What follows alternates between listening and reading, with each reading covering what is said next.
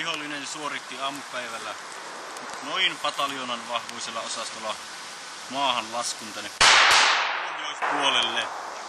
12 joukot lähti rajoittamaan tätä maahanlaskua ja kovien taistelujen jälkeen on päässyt tälle kohteelle. Kyllä täällä on erittäin paljon myöskin itikuja. Reservi- ja allikersantilla on tiukat paikat. Mitenkä tämä harjoitus sinun mielestäsi yliluotettavasti on mennyt? Tämä on mennyt loistavasti ja luulen, että koulutustavoite on tullut hyvin toteutettu.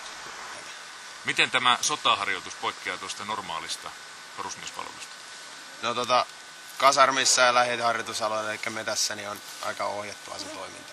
Tiukat ohjeet, kaikki muut ja sen mukaan pitää toimia, eli opettaa miehistölle asioita ja niin poispäin. Täällä sitten pääsee soveltamaan miehistön kanssa enemmän näitä juttuja. Käyttää sitä järkeä.